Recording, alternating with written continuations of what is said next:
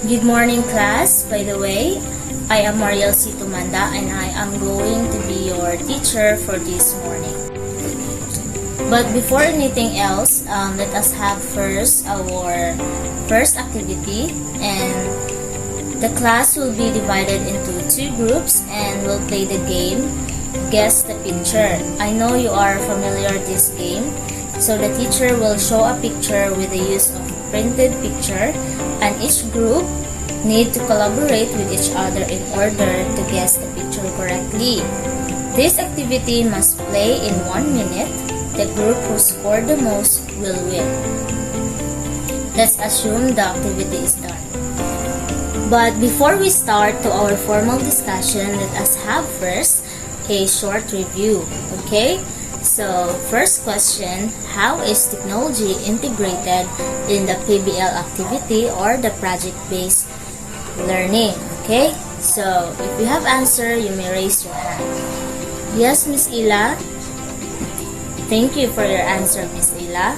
Okay, number 2, in your own opinion, give the difference between problem-based learning and project-based learning. Yes, Miss Angelica. Okay, thank you so much.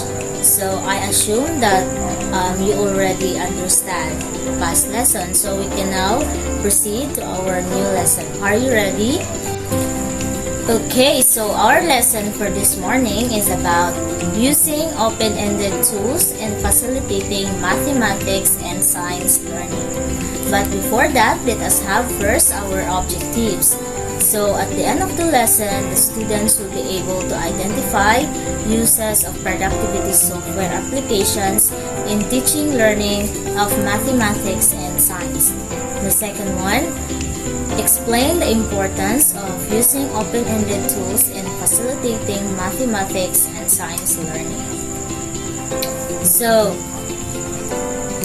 when we say open-ended tools or productivity software applications, these are ICT tools. So I know you are familiar with ICT tools, which help the teachers and learners make their learning together as concrete, efficient, encouraging, and meaningful as possible. In any teaching learning process, the use of these tools plays a vital role as it helps meet the demands of the learners in the 21st century classrooms. So teachers need to demonstrate 21st century characteristics to be able to meet the demands of the 21st century learners. So today, we will going to discuss on how does math and science teacher should do to respond to the demands of the 21st century. So, these are the response that the science and math teacher do. First, create a learner-centered classroom and make instruction personalized because learners have different personalities, goals, and needs. Okay, so teachers are fully aware that their learners have different personalities, goals, and needs. So, when we say learner-centered classroom, kanang dili lang but pasabot nga ikaw lang puro teacher nag-discuss dira sa tunga. So naanay kanang active participation ng imong mga learners. So dili na siya pareha sa una nga passive ang imong mga learners. So karon active na imo ang mga learners. So when we say nga different personalities, goals, and needs, so dapat kanang mag-provide ka og kanang personalized instruction nga suitable or appropriate sa needs sa imong mga learners. Kay lain ko di ba kaayo, for example, na kay learners dira nga naay disabilities, then tagaan mo siya activity nga dili niya appropriate. So di ba lain ko kaayo, so dapat tagaan mo imong mga learners og activity nga appropriate sa ilang mga panginahanglanon. Kay lahi man og panginahanglanon or needs ang imong mga learners. Okay, second one, facilitate learners' productivity skills by helping students produce creative blogs, digital stories, and movies that are helpful to enhance their mathematics and science proficiency. So, in this century, in this 21st century, so kanang just like what I said earlier nga dili lang puro ikaw ang nag-discuss sa tunga. So as teachers, you are also the facilitator of your students. So facilitate nimo sila sa ilang mga activities para ma-enhance ang ilang mga skills. Okay, third response. Learn new technologies. Since technology keeps on developing, learning a tool once is not an option for teachers. So as teachers, you have to be flexible, means you have to adapt the changes, especially in learning new technologies. Kay useless or gihapon kung nama technologies kung ikaw nga teacher is dili ka literate in using technology. So you have to learn new technologies para ma-improve ang inyong teaching strategy. Okay, the fourth response is go global to allow students to learn mathematical and scientific skills virtually. So, naana tayo mga applications karon na we can use to do virtual, okay, such as Google Meet, Zoom. So, pwede na nimo siyang gamiton para himoli mong way nga para bitaw mas mapa-improve ang learning sa imong mga students. Okay, the fifth one, be smart to allow the use of devices as aids to mathematics or science concepts and skills acquisition. Of course, in using devices, you have to be smart. So, di po pasabot na parang pataka lang bugang gamit mo sa mga devices, but also you have to use appropriate devices para sa inyo ang teaching strategy. The sixth response is do blogging to give students real experience to see the value of writing for real audience and establishing their digital presence. So, through doing blogging, it will give your students a real experience to see the value of writing. Okay, the seventh one, go digital to promote the advocacy and to help level up the mathematics and science learning experience of the students through digital discussions. So, because of technology, you can use digital to promote the advocacy. So, inana ka powerful ang technology kay mahimo na ito siyang way na i-promote na ito ang advocacy sa mathematics and science learning so that the learning experience of your students will improve or enhance. Okay, number 8, collaborate with other educators and students. This will allow the sharing of great ideas beyond a conversation and paper copy. Of course, pag mag-collaborate mo, so mas daghan o kanang ideas na ma-share, which helps the improvement of mathematical and science skill proficiency of your students. 9. Use web chats to share research and ideas and stay updated in the field. Okay, you can use web chats, so daghan tag mga applications nga magamit in which it will help you to share the research and ideas and in a certain field, especially in mathematics and science. Okay, number 10, connect with like-minded individuals by using media tools like the social media. So, when you say like-minded individuals, these are individuals with kanang kaparehas nimo o interest or interest sa the same fields. Kailangan ito kaayo kung kanang makikonnect ka sa other people na dili ka parehas sa field, so dili makarelate. Okay, so you have to connect with like-minded individuals by using tools like the social media such as Facebook, Messenger, and daghan pa kayo. Number 11, introduce project-based learning to allow students to develop their own driving questions, conduct research, contact experts, and create their projects for sharing with the use of devices present. Okay, so through project-based learning, dira ma-develop sa imong mga students sila ang critical thinking skills. through in which your students will develop their own driving questions. They will also conduct research and contact experts that to create their projects for sharing with the use of devices. Number 12, build positive digital footprint that aims to model appropriate use of social media, produce and publish valuable content, and create shareable resources. So as teachers, you have to build positive digital footprint. So dili ikaw ang mag-ulo-ulo mga mga dili ito nga yung habits sa paggamit sa social media. So dapat ikaw ang mahimong role model na ang social media gamiton mo siya in a positive way. Number 13, code as it is today's literacy. This will boost students' writing skills as the feeling of writing a page with HTML is amazing. So naman siya karon sa technology era. So dapat ang ato na siyang mon na to siyang part sa itong life na ang technology is kanang mo na siya gusto niya siya sa way na mas magpa-improve pa rin na teaching strategies sa inyong mga students, especially in teaching mathematics and science. Okay, number 14, innovate to expand your teaching toolbox for the sake of your students. Engage social media for discussions and announcements, and use new formats like TED Talks and presenting your lessons.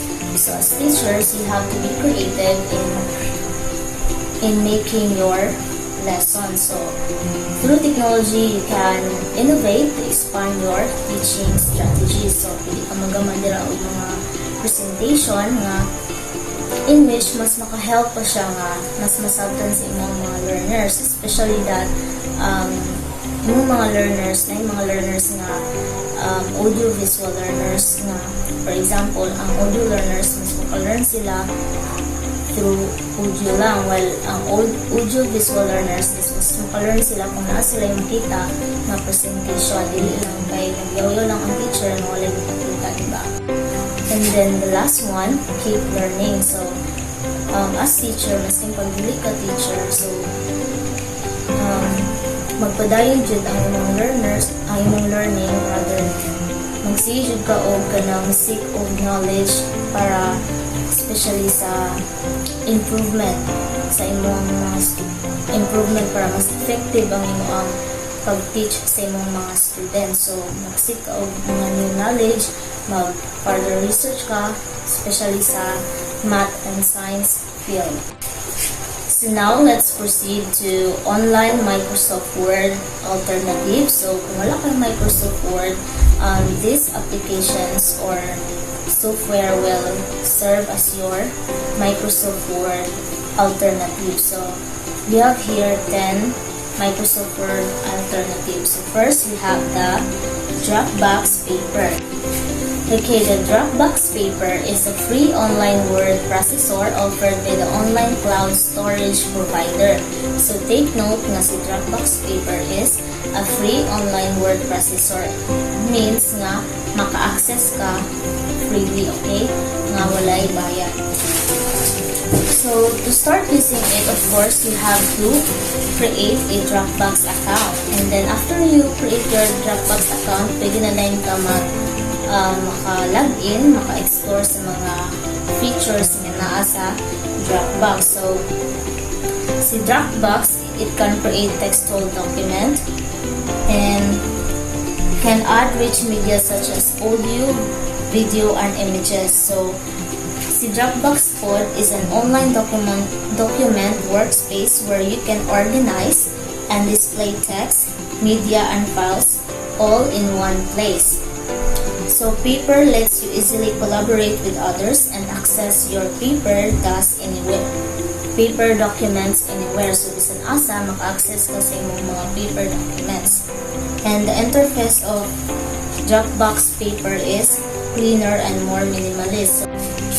Okay, number 2, Office Online. So for Microsoft Word and Office aficionados, the best possible free online alternative for their document editing needs is definitely Word Online, which comes as part of the Office Online suite. So, although free MS Word is not a full-fledged version of its paid counterpart, kay napoy kanang paid version ani napoy free version. Pero dili ka mag-worry kay maskin ang free version, pwede gyapon ka maka-open, maka-create, and maka-edit sa imong mga documents online. Also, it offers some additional benefits of online software tools. For example, it can be able to see and access updates from co-authors to your docs anywhere with only an internet connection. So, take note, with only an internet connection. So, pwede ka maka-access anywhere if you have internet connection. So, also, you can share and collaborate on documents. Okay, number 3, Google Docs. It allows you to create, collaborate, and share documents, spreadsheets, presentations, drawings, and even forms. Okay, Google Docs is packed with features which can be further extended with various add-ons. So, grabe ka beneficial si Google Docs, no? Kay daghan siya og kanang features, daghan ka og kapilian, and automatically save the files. So dili ka mag-worry kay once na mag-edit ka dira, it will automatically save your files. And it have the documents published as web page, downloaded or emailed as an attachment in Word, ODT, PDF, and plain text. Also, you can invite collaborators to work in the document with you. So, pwede ka mag-invite mga collaborators na kanang mag-work sa imong document or maka-edit sa imong document. And also, you have the control na kanang pwede rin yung siya ipag-view pero dili nila ma-edit or dili editable ng imong documents.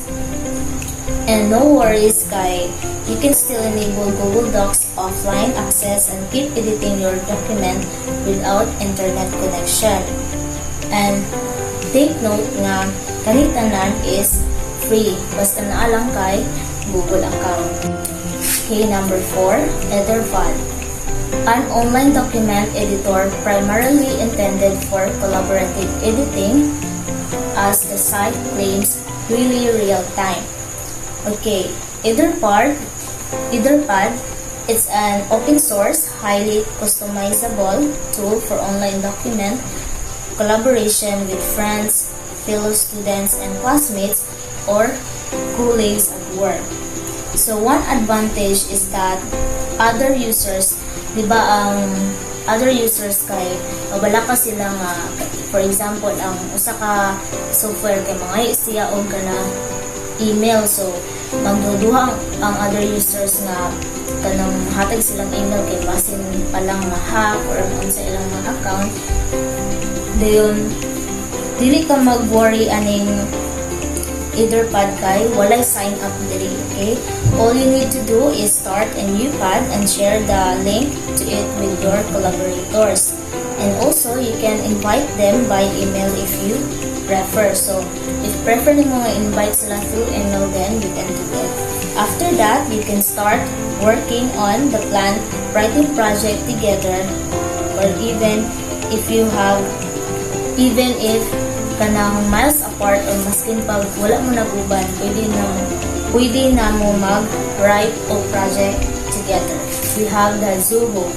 Offers around 20 free online applications including Writer for word processing. So imagine 20 free online applications in anak kabongga si Zoho. So in Zoho, you can link your Zoho account to your Google and Yahoo accounts as well. When working online, there's always the risk of losing data due to a lost network connection or accidentally closing your browser. But luckily, si Zoho dili siya inanak. Kaya naman, si Zoho, it will automatically save your documents as you finish typing. So, dili na ka mag-worry nga, hala, what if mawala ang akong mga files kina-close o kalit ang laptop. So, dili ka mag-worry enough. And Zoho is well equipped with features that allow you to work easily online. Then, You can import and work with MS Word documents, allowing you to insert images and edit contents as needed. And also si Zoho, free siya, free to use. So, dili ka mag-worry, wakay bayaran, free ni siya. Next, we have OpenOffice. The OpenOffice package actually includes 6 programs that all use the same engine, making them inherently the same and extremely easy to learn and use. So, the 6 applications or programs that includes in the OpenOffice are Writer or Word Processor, the Calc for spreadsheets, Impress for presentations, and Draw for graphics, Base for database manipulation, and Math for mathematical equations.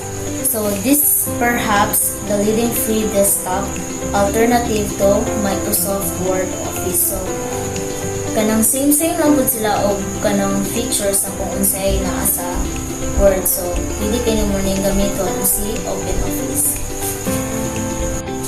Next, we have the Abby Word. So Abby Word is a free word processing application very similar to Microsoft Word. So very similar. So same jud kay sila kung unsay function ni Microsoft Word. So the software is fully compatible with not only Microsoft Word but also OpenOffice Organization, WordPerfect, rich text format, and more. And it has also advanced document layout capabilities and can do mail merge as well. Highly useful feature if you need to work with many formats at the office.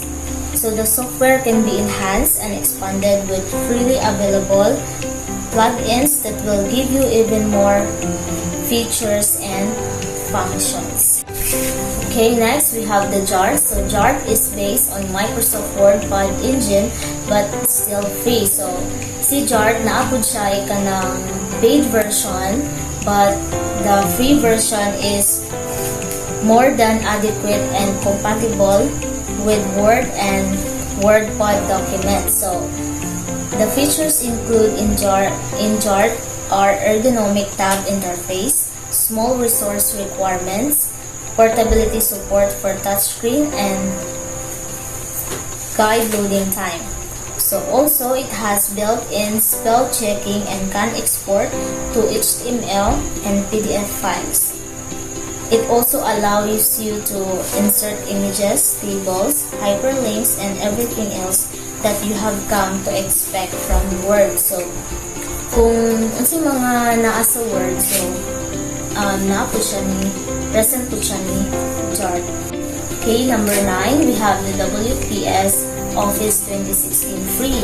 It's a free document processing suite whose WPS Writer app will serve you well as Microsoft Word alternative. So I know you are very much familiar with the WPS Office kay mo siya ang sagara ang ginagamit sa mga students karon ng mga panahon. Okay? So WPS Office 2016 Free can open and save to a long list of popular file formats native to those applications like Docs, Doc, and more. Has the same familiar look and feel of MS Office with one exception. It has a tab viewing window so you can open more than one document. This is perfect if you are trying to find a free Word alternative that's not only scalable for Teams but can also be as collaborative and seamless as its Microsoft counterpart. Okay, and the last one, Word Microsoft alternative, is the SoftMaker Free Office. So it is another great free suite that offers a full-featured Microsoft Word alternative. So the SoftMaker Free Office allows you to focus on creating documents just as you would in MS Word. So this suite offers app essential editing features and even a handful of basic templates for creating and editing documents like table, charts, shapes, and graphics are also available. So these applications provides you with everything you need. So So that's all. So that's all for the Microsoft Word alternative. So identifying different open-ended tools and their uses in teaching and learning mathematics or science skills is essential in any teaching learning process, as it helps meet the demands of the learners in the 21st century classroom. So not just in mathematics and science skills, open-ended tools can be used in different subjects. So for our activity, we will have a message relay. So the class will be divided into 3 groups. Each team will form a straight line. So this activity is called message relay, but with a twist. So the group will choose one representative to go in front to identify the following questions, and then after the representative identify the questions, the representative will tell the answer to the first person in the line, but without any voices coming from his or her mouth, until it reaches to the last person in the line.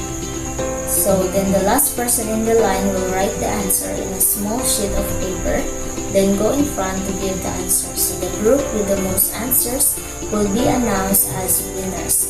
So this activity will play in 5 minutes. Let's assume that the activity is done. So that's all for my discussion. I hope you learned. Thank you and bye-bye.